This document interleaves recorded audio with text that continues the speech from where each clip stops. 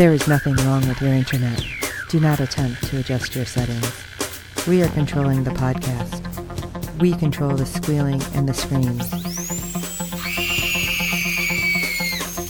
We can make your heart flutter, your eyes blur from tears, or sharpen your mind to crystal clarity. For the next hour, sit back. We are in control of what you hear. We repeat, there is nothing wrong with your settings. You are about to experience the awe and mystery known as the female mind. You are now entering the Fangirl Zone.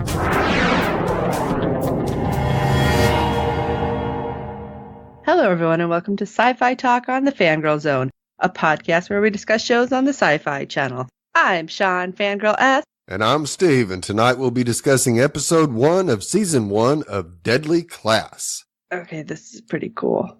Yes, right, it is. so. It's, So I have failed, though, already, Steve. Oh no, you didn't read the book. I did not read the book. I got them before I went out for surgery, and I'm like, I'm going to read them. They've been sitting on my desk this whole time, so I failed. So I have to at least read the first one before episode 2. Okay. I'm sorry. I'm sorry, everybody in the fandom. Please don't hate me. But I have them. I do. See? You hear that? That's my bag that has them all in it. I have like the first 6 hardcovers. So Nice. So I will be ahead, though, once I read it. Yeah. There you go. All right. Well, we're doing this way too soon to have ratings. So we'll have to update ratings as we can get them. Right. But let's talk about this little world that we're diving into. And the name of the episode, Reagan's Youth. Right there, you know, this obviously isn't happening now. No. So we're in kind of a dark, heightened world in an 80s counterculture. And Deadly Class follows the story of Marcus, a teen living on the streets who is recruited into King's Dominion, an elite private academy where the world's top crime families send their next generations. Maintaining his moral code while surviving a ruthless curriculum, vicious social cliques, and his own adolescent uncertainties soon proves to be vital. Based on the best-selling 2014 Image Comics graphic novel by Rick Remender and Wes Craig, Deadly Class is a coming-of-age journey full of ancient mystery and teen angst. So really not that far off from every other teen show, only there's assassination involved. Right. So, And where all the networks are, all they can come up with is remaking old shows. At least Syfy is trying to do something different. Mm-hmm. This is definitely different. Yeah. But yes. And I love the way the setup was happening because, yes, you have like the 80s. So you hear about the war on drugs that was pretty much failed. But you hear about all the things that happened in regards to Reaganomics. And I think those are going to be huge playing parts in this. So before I jump into that, because I'm like, I just love the way the whole thing looked. Really quick, though, where was this supposed to be taking place? This is where I was confused. Oh, was it? Okay. Yep, I was like, Seattle? Where is this? All right, let's talk about a few of the main characters. Well, we can introduce the main characters. We have Master Lin, who is the headmaster, and played by Benedict Wong, who you may recognize from, I don't know, Doctor Strange and the Avengers That Made Me Cry. That one. And he's still in it, so he'll be back. He survived the snap. Anyway, we have Marcus Lopez. How do you say the last name? Aguero? Yeah. Aguero, who is the newest pledge. And Saya's, assignment. Yeah. That's what she was. Yeah. Played by Benjamin Wadsworth. Now, he is the main kid that we're following. Right. But it's interesting because when we first see the kids, we get, 4 of them. Right. So I'm like, okay, thinking we're going to get all of this, but we get a whole different dynamic once we jump in. Right. We have Saya, the leader of the Kuroko Syndicate, and like we said, the person who is Marcus's sponsor. I don't know. I think this is going to be interesting to see how this plays out with those two. Right. Since she does say you're an assignment. It's like, oh, okay. Yeah. We have Maria, who is a member of the Sotovatos and Chico's former, and I say that with a question mark, girlfriend. Right. Willie, who's the leader of the FWO and Marcus's maybe friend. Yeah. A lot of these have question marks in case you couldn't figure that out. Right. Yeah. I think that Willie and Billy, the friendly punk rocker, are probably the two leading candidates to kind of be best buds with Marcus. Now, I think Billy, because of everything he showed in this first episode, is definitely, I would say, in the friends category. Right. And the other three are in the question mark category. Yeah. And then we have Chico, the leader of the Sotovatos, and Maria's possibly now former boyfriend. Owner. Yeah. Pain in the ass. Yeah. He's a cartel baby, so. Now, he is definitely in the not a friend category. Exactly. Now, we'll see how this plays out, but it was just pretty interesting how it comes around, and then the other people that we start to see. We have Henry Rollins, which I seen him in the preview, but that still surprises the heck out of me. Like the way because I'm so used to seeing him as this like punk rock guy. And the fact that this was supposed to be taking place in 87. Right. When like he was like seriously into everything, but he is playing a teacher. Right. Jürgen Denke, who is the teacher for Poison 101? Yeah. Which just kind of makes me laugh. Yeah. And he's playing it so straight-laced. Yeah. So weird. We have Petra, who's a goth hailing from a death cult. Brandy, which just made me laugh because she's a racist Southern belle and the leader of the Dixie Mob. Okay. Victor, notorious for being the son of Joseph Stalin's top assassin. Yeah, it'll go over great with him, I'm sure. Yeah. We have Lex, who I'm not really sure who Lex was. Is he the kid with the spikes? Yep. Okay, easygoing outcast from the UK. Very, I don't know, I was getting like, oh God, train spotting vibe out of him, but like, I wondered how he's going to go. Right. And we have Rory, which I was staring at him and I'm like, I can't believe he's in this. Yeah.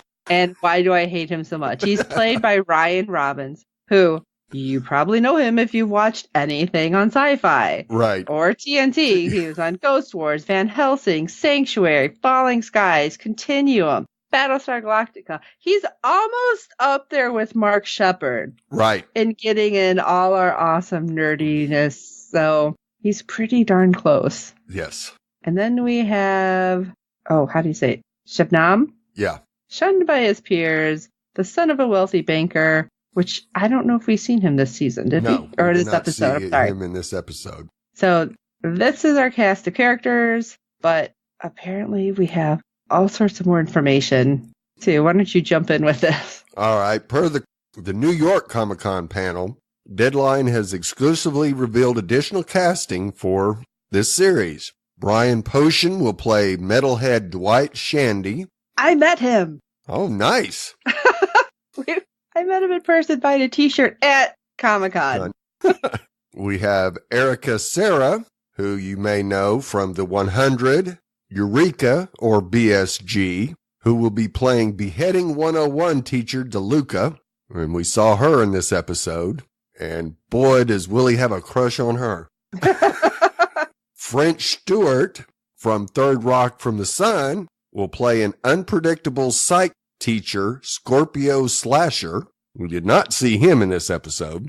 No. Olivia Chen from Warrior and Marco Polo will play the intense Master Gao, a 12th generation assassin who is considered royalty and has a special connection to Master Lin. His boss, maybe? Interesting. Yeah.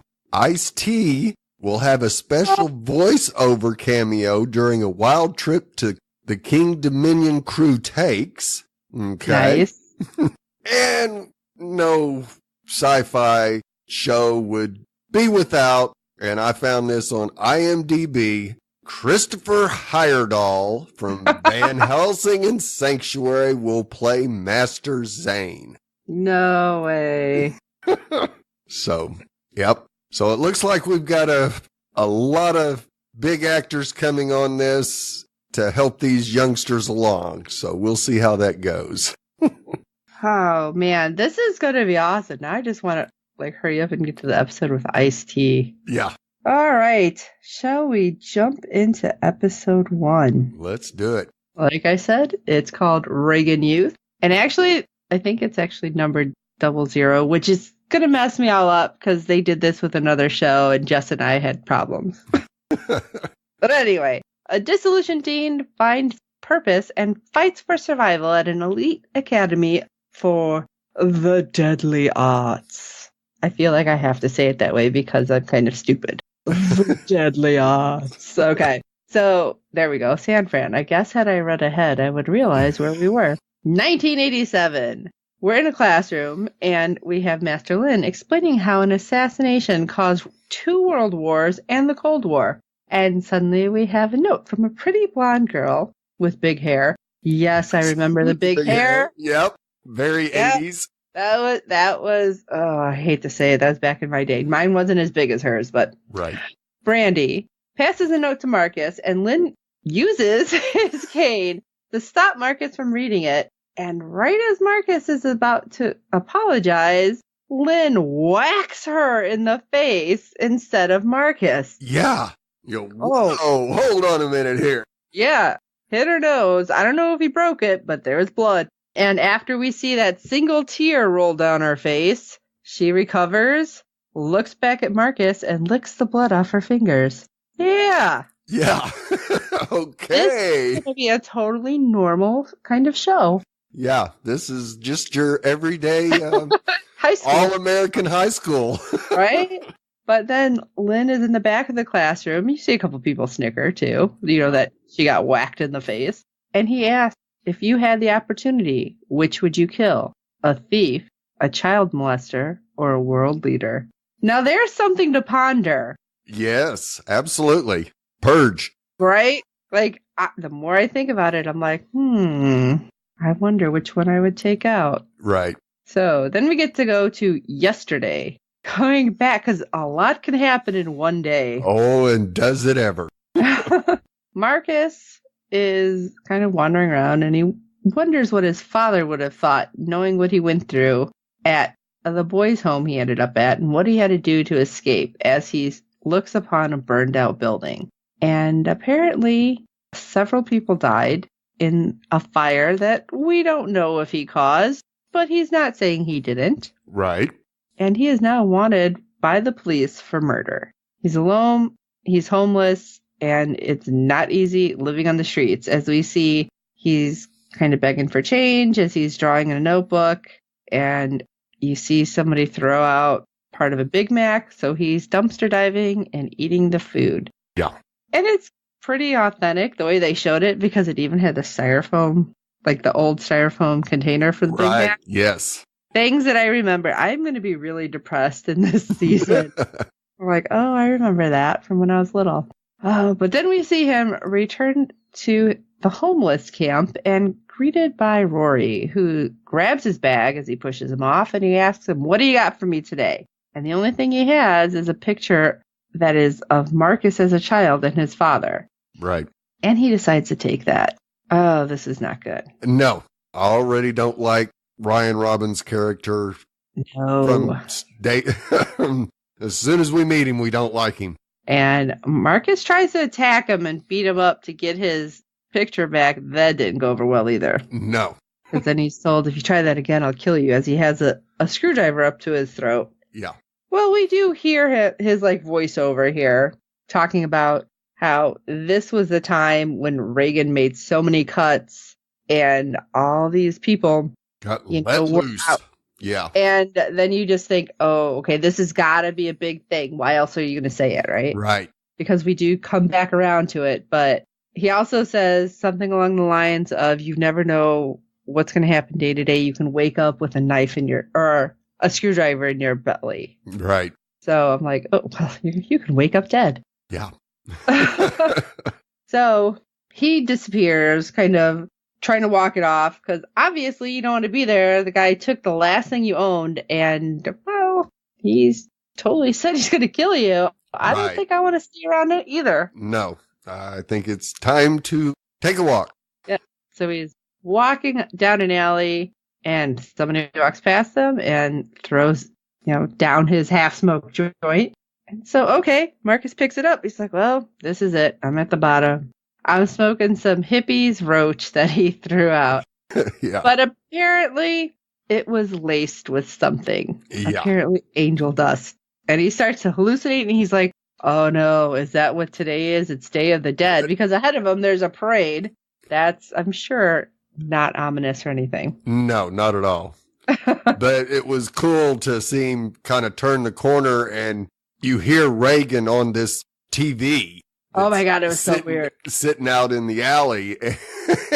And as he goes past it, you see a hand pulling out of the TV, and you go, oh crap.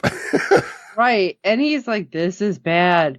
I am paranoid at the best of times when I'm smoking, and now I have angel dust, and I'm in this crowd of Day of the Dead people. Oh, right. This is not good. No. And as he's walking, suddenly this guy kind of comes up behind him, and he's like, you've been made. And he turns, and he sees cops coming for him. So he starts to run. And it's interesting because we have all this stuff happen at once. And so I'm starting to wonder when this all happened, other than them just saying yesterday. Right. Because you have Maria, who's decked out in Day of the Dead face paint and outfit with awesome fans that have blades on it. Very Mortal Kombat. She's kind of distracting by cutting one policeman's leg and using the other one as a fan as like a blocker to drop like a smoke bomb. We have Billy, who ends up skateboarding kind of into one of the cops and rams him in the face with his skateboard. And just all of this stuff to kind of distract the cops from chasing down Marcus. Right. Which is why I was wondering when the heck this happened. Has he already been part of this, or what was going on? Yeah, it was the way it was executed. They almost had to know that he was going to come out of that alley into the parade. Yeah, whoever dropped the joint was actually part of it too. Yeah, had to be. Yeah. So all that's happening, Marcus is running. He runs into a parking garage, and Saya shows up on her motorcycle, and she's like, get on. And right then, 2 cop cars show up. Marcus is not in his right mind right at this moment. No. And, well, Saya kind of takes out the cops. Now, we don't know what happens exactly, because next thing you know, it seems like the whole gang is there. Right. You have Willie, Billy, Maria, and Saya, and they put a hood over Marcus, and he wakes up in a meat locker. Yeah. Why are you in a meat locker? Exactly. Like, this probably isn't good. No. And then Master Lin enters and offers him interest into King's Dominion. And you go, oh, the meat locker must be part of a front for King's Dominion. Well, I love it because Marcus is like, right. Yeah, I'm sure you just want me. What was it? To dress up like a Viking and take tasteful pictures. I'm like, oh, crap. Yeah. What kind of creepers have you come across? We don't know for sure, but we do know that, that home was not a good place. No. And we do kind of get this awesome bit of Marcus's past that happens in, like, cartoon form. Right. Which was, it was awesome. Yeah, so I'm wondering if that's actually out of the book. I didn't look through it. So he's talking about his parents had a troubled past, but they finally have made peace, but he's having a hard time making peace with it. And his dad comes to him and says, you have to be happy and you have to take what you can, because what is it? This is not a dress rehearsal. This is life. Yeah. And this is actually really good information. Like, out of all the kind of cheesy stuff you've heard in shows and all, I'm like, that's actually kind of uplifting. Right. Like, not a dress rehearsal. You got to go with it. It's like, right. And it also gives us a sense that, Marcus has got some issues too. Yeah, it's because he was, like, what they showed of him, he had ice cream, he had a balloon, but he was still very sad. Yeah. Nothing was making him happy. Right. And, you think his parents being back together would be happy, but didn't happen.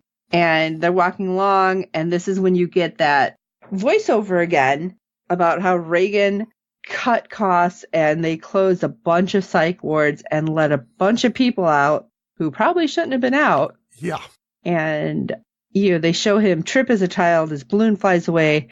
As he looks up, he sees, oh my gosh, and I forget her name, but she was a paranoid schizophrenic with suicidal tendencies who had thrown herself off the building and happened to land on his parents, killing all three people then. Yeah. Wow. Yeah, that's going to screw you up. Yeah. For a long time. Yeah. To see it go down like that. Yeah. That's brutal. Yeah. No child should have to go through that. Yeah. And it seems then when we come back to the present, well, his present, that Marcus is on the top of that same tower. Right. And he's saying right there ready to go over like the lady did. Yeah. But I mean, there are differences. It's at night. Nobody's under there than him. And he says he's a hypocrite. He doesn't believe in God, but he prays every night to let it end. Right. It's like, ooh. Yeah. Wow. Okay. Again, I feel like that's something that's going to come back. Yep. I think so too.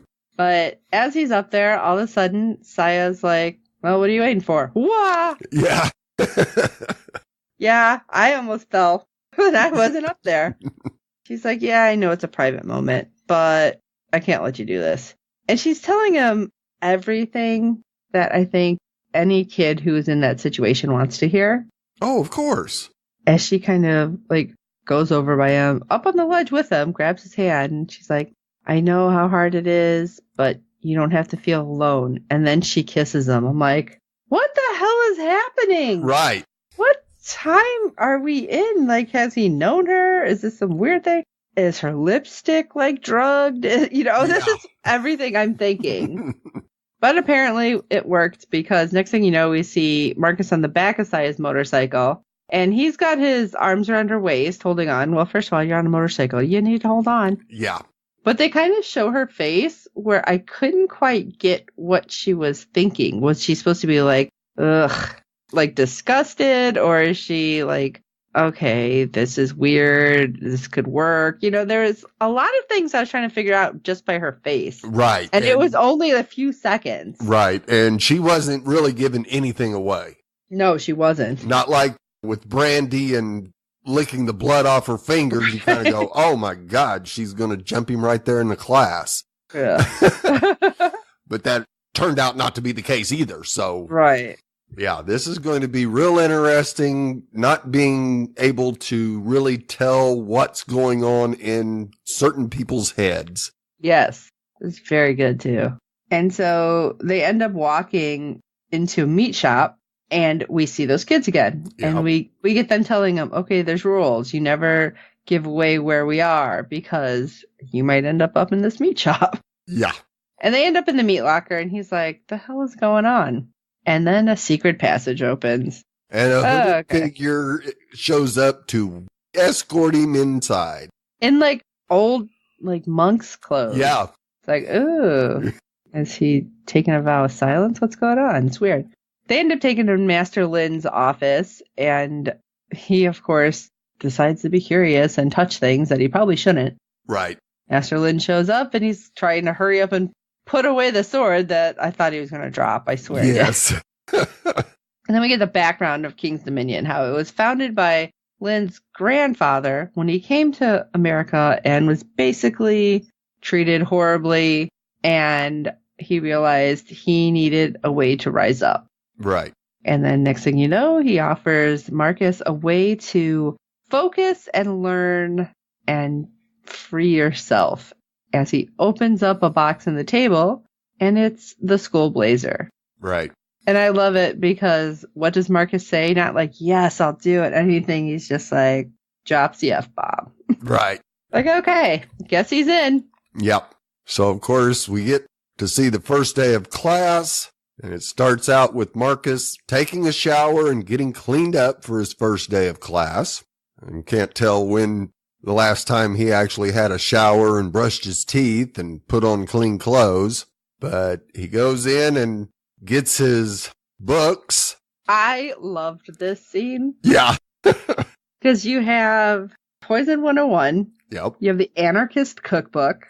You have an array of weapons. And the VHS copy of Faces of Death, which, yes, I am going to admit, I watched that. Right. I watched several of those. Yeah, it's kind of messed up. But I just thought it was so funny. And then the old woman like smiles at him and she's got what happens to a lot of old ladies, the lipstick all in the teeth. Yeah.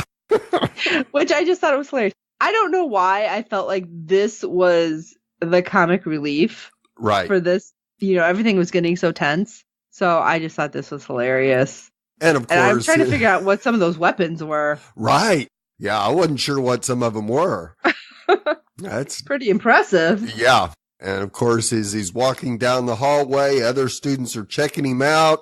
And of course, Willie bumps into him. And Marky goes, "What's up with that?" And Willie calls him a punk ass bitch. I know. I'm like, what happened? Right. And then he like naively says hi to Saya. And, you know, kind of like, "Hey, what's up?" And Brandy looks at him like crazy. And she's like, she doesn't associate with wetbacks. I'm like, oh shit, this is like gone from, okay, this is going to be just like this kind of weird school setting with death and assassination to total fucking racist. Oh, yeah. And I love it because he's like, yep, nothing changes. Kids are still assholes. Right. All right. And he opens his locker only to find a doll with the child killer note stabbed to it with a knife. Yeah. I'm kind of surprised that it wasn't a full-on Cabbage Patch Kid because that would have worked with the time frame. Yes. Because I don't remember. I think that was maybe a version 1.0 possibly, but yeah.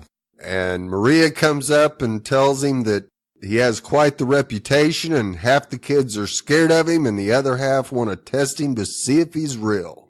And she asks him if he's Mexican and he tells her that his dad was Nicaraguan and his mom was from Kansas. Not American. She's from Kansas. Well, maybe it was like a whole nother country back then. Who knows? Yeah. Compared to San Francisco, yeah, it is a whole nother country. And she asks him if he wants to join the Sato Vatos and that everyone needs to be in a gang. And then Chico notices that they're talking, comes up, chokes Maria, which causes Marcos to push him away and just about gets him killed. Yeah. And Chico says, "Where's something nice tonight to be buried in?" Right. Yeah, we're going on a date, but basically you're going to die. Yeah. Acting just like some kid from a cartel lord. Right. Just what you'd expect him to act like. Right. So we go to his first class, AP Black Arts, and we immediately get the scene where Brandy gets hit in the nose. And this time, Master Lin walks towards the front of the class. Marcus reads the note with all these nice little hearts around it. But in the middle, it says, "You're dead, mutt." Oh, yeah. I'm like, wow, those weren't hearts. No. Those were swastikas. Yes. What in the hell is happening? Yeah, so looks like Brandy is a white supremacist through and through. Then Master Lin gives them their homework. Find someone who deserves to die, kill them, and bring him proof. Yeah, and make sure you hide the body. Yeah. Okay. This could get quite interesting very quickly. Mm-hmm. Now, of course, my first thought was immediately, oh, I know who that's going to be. It's got to be Rory. Right. Because I don't think he could get to Reagan that easily. See, and I'm thinking, wait a minute, that's half your grade? Right. And this is your first day? Dude, you better step this up quick. Yeah, absolutely. Yeah, I went a whole different route. I think something's wrong with me. I think this show's right up my alley. So, of course, we get the voiceover of Marcus letting us know about Rory, who everyone knew was killing other homeless people. And it got so bad he wouldn't even hide the bodies anymore. Because, as he said, nobody cares about a dead homeless kid. Right. Or a dead homeless anyone. Yeah, the policemen don't care. Yeah. So next class is hand-to-hand combat. And we see DeLuca telling them about how the Comanche tribe survived through strength and cunning. And she tells them to pick a partner and find their weakness.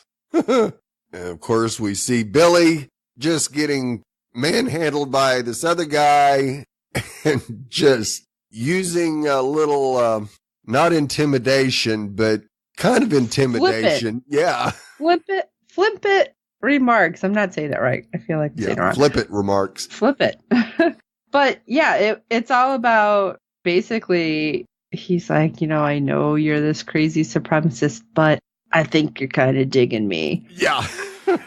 Feeling something on my belly here. Right. And I was in pain because then he gets his arm broken. Yeah. And the whole time Maria's like talking to Marcus, like, okay, hey, listen, you have to pay attention. But she's like talking to him about everything that's happening in there too. Right. Why did you come here? Well, I needed a place to hide from the police. I like the way he used pigs. Yeah, that's very 80-ish. Yeah. And then she flips him, and I think she called it a triangle leg whip or something. And sure enough, his face is right between her legs, and she's got him wrapped around him and ask him, got a better reason now? And you go, whoa. Now, of course, when they were discussing the rules earlier, when they mentioned no sex, Maria was the one who spoke up and said, oh, but we find ways around that. So apparently so. And Marcus wonders if he will survive, but it's against the rules for a student to kill another student, so hopefully that'll keep him alive. I don't know if it will. Yeah. I'm not sure either. The next class is Poison Lab. I love this. This was hilarious. Because, of course, you got Billy and Marcus at one table, and then you got Victor and Petra at the other.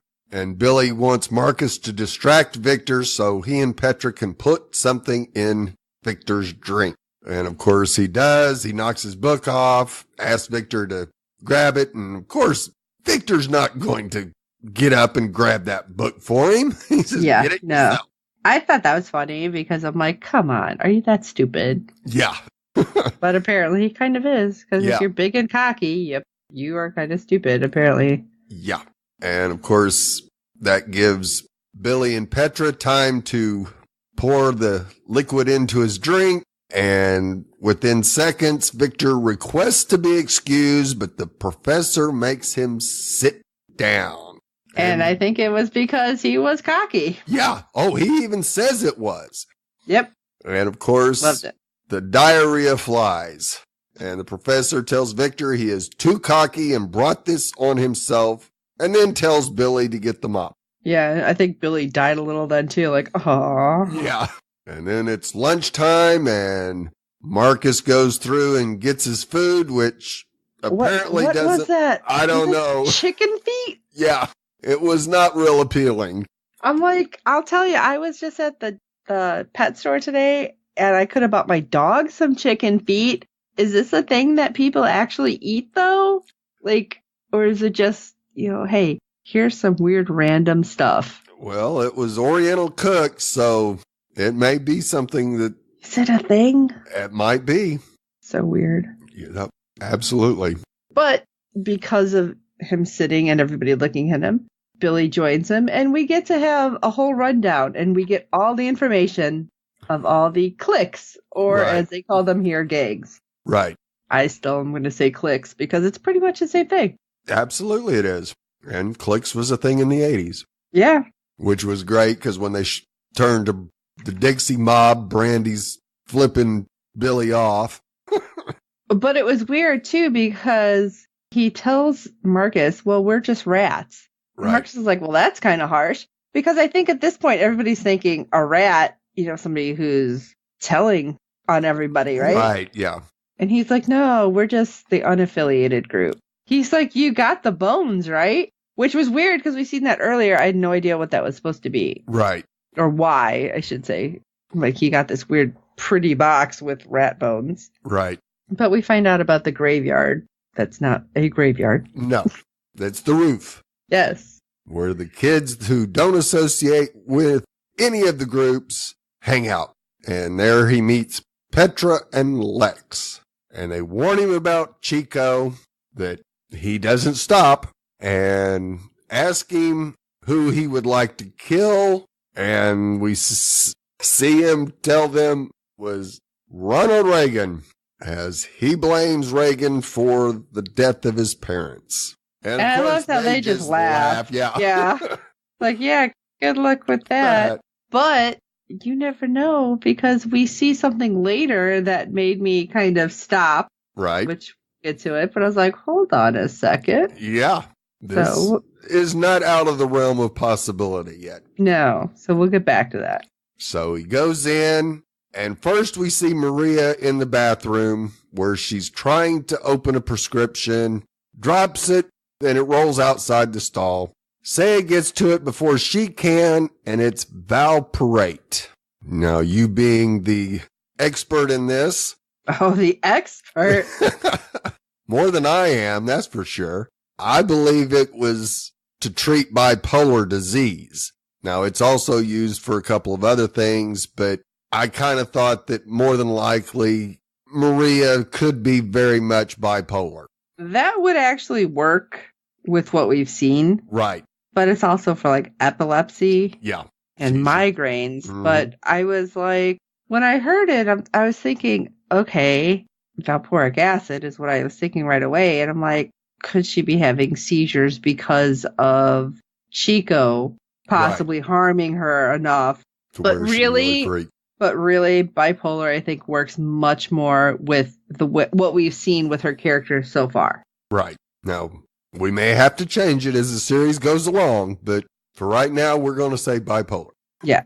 And so Maria heads out of the bathroom. Before Saya can get out the door, Marcus stops her and tells her about his situation with Chico and that his reputation isn't what they think it is. And he basically opens up and tells her that he didn't kill the children. He only burned the home down because it was a sweatshop and they were being abused.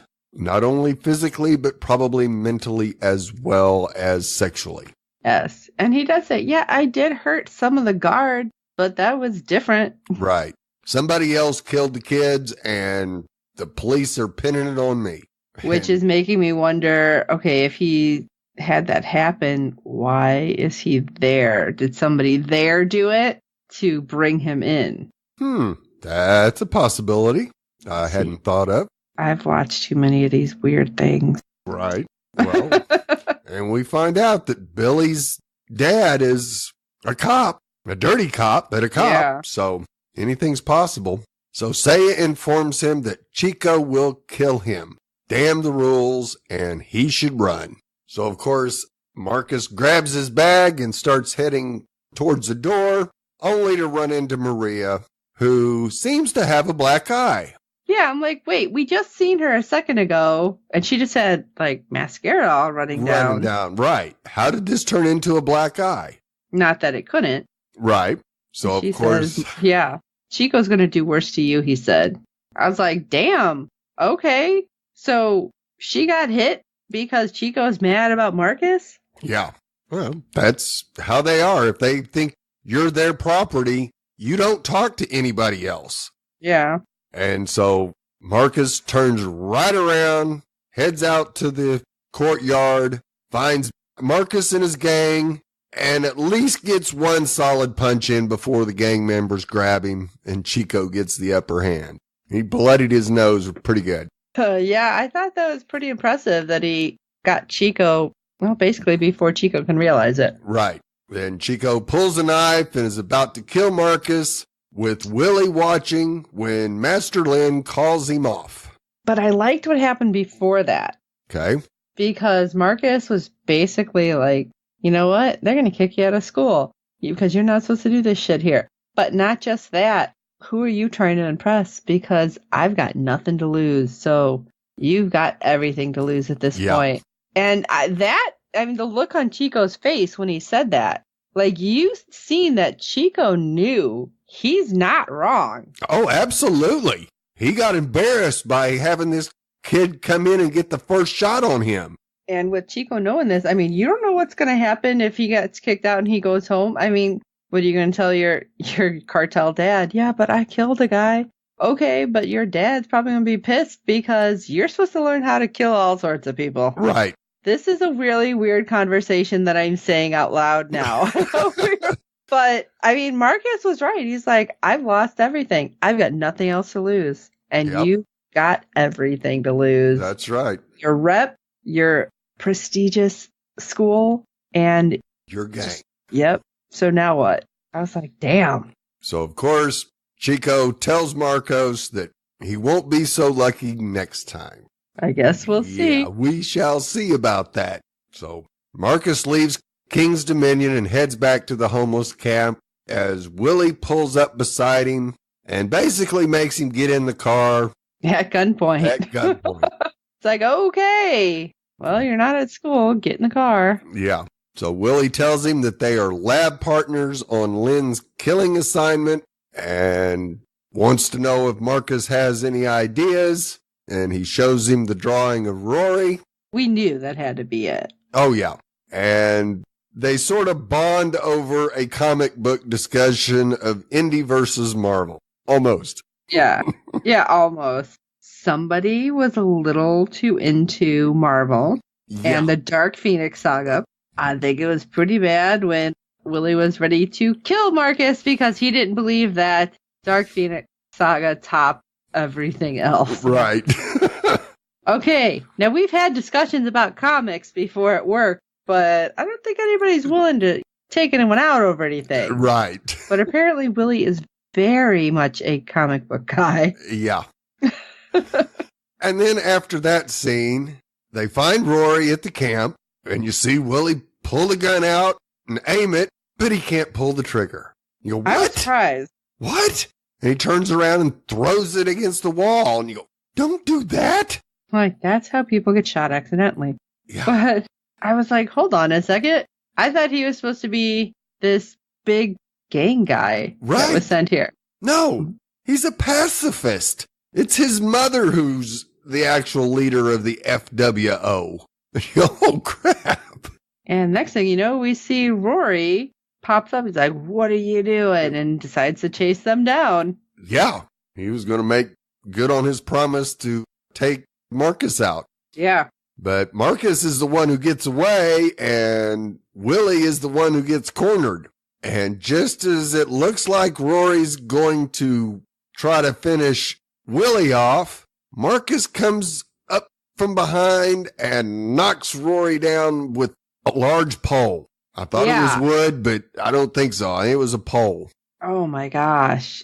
And then we get basically it's Rory's point of view. Right. Where he's like blacking out back and forth. And you see that Marcus is just beating the snot out of him. And it turns out we hear Marcus's voiceover, though, saying that he died several times over and over. I was like, oh, God. Yeah. Because Willie looks like he's about to be sick. Oh, yeah. Willie's trying to get him to leave after the first hit. And Marcus ain't moving, and he goes to blows. And they put Rory in a dumpster and light it on fire. And Marcus decides to go back to King's Dominion. No place like home.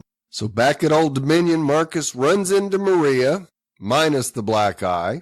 And he's not real happy about it. He's like, what the hell? What happened to the black eye? And at first she says makeup, but I wasn't sure if she meant she covered it with makeup or it was makeup until she keeps going. Right. And she tells him that no one has ever fought for her and kisses him. So now you've been kissed twice in less than 24 hours. Right. And you don't know if anything's real. Right. And of course he goes, maybe not, but I got too much going on right now.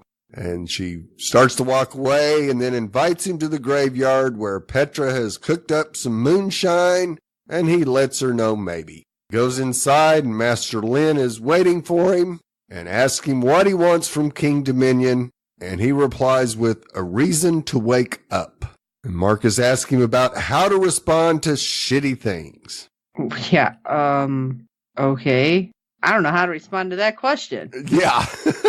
Purge. Hashtag retail purge. Yeah. So Master Lin tells him about his wife and child who were killed by an 18-wheeler with faulty brakes. And Lin ends up killing the driver who was drug-induced, the owner for being so cheap not to have the brakes even looked at, and the judge who decided it was an act of God.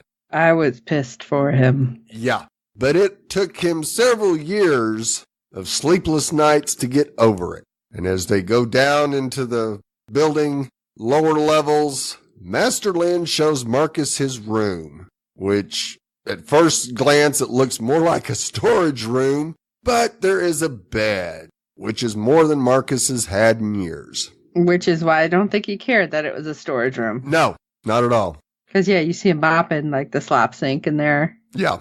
And Marcus ends up going to the graveyard for the party where he sees Maria. And, of course, as they're standing together, Chico glares at him and he feels like he's home. Yeah, and I love what he says. And what he says we had heard in the previews. Right. You know, that everybody needs a family, even if they're liars, thieves, and cheats or something. Yeah. And I'm like, okay, I can get behind this. I do just like how the dynamic went. Now, this was a big, even though it was just like the hour show, it seemed like they shoved so much into it for this world building. Oh, absolutely they did. And actually, it was probably a little bit longer than normal. Normally it's about 42 minutes for a regular 1 hour episode for the commercials, but this one was 53. So it was really 10 minutes. They got rid of 10 minutes of commercials to get it into an hour. So I'm sure you guys understand that we will probably not be going quite as long going forward. The rest of the episodes, yeah. But yes, there was so much with this world building and just to try to get it all in here. I really like how it's going. I'm hoping, like I said, to get the first book read. And I'm afraid, though, whenever I get like this, it's like, okay, I have it. Do I read it before? Because I don't want to get disappointed. Right. And now that you like it, you go, yes. Oh, well, maybe I'll wait till after the season, then read it. Yes, that's what happened when Steve and I did Magicians, because I didn't want to, everybody was talking about how it was different. I'm like, I'm afraid. So we'll see if I can get it read or not. I might just kind of look through it really quick and then dive in later. Yeah. But we hope you guys liked this because I liked how they're doing. And like we said, there's so much stuff that's just being rehashed. And this seems like something really just original and new. So right. And that's what I like about it is it's something we really haven't seen. Yes. Oh, well, why don't you let us know what you think? Shoot us an email at syfytalk, SYFY, talk@fangirlzone.com. Go over to fangirlzone.com, www.fangirlzone.com. There we go. And you can hit our contacts page there. You can check out everything we have up. Let us know if you've read the book, how you like them, how it compares. Do I take the leap? And of course, while you're at it, if you can rate and review us on iTunes and every other platform you find us on, because good ratings and reviews help other fans of the show find us. Tell your friends about this show. Yeah. Because this is one, if it keeps going this route, I definitely want to see more. And I hope you guys do too. So for this episode of Syfy Talk, I am Sean Fangirl S. And I'm Steve. It is a stark truth. Some people deserve to die. And until next time.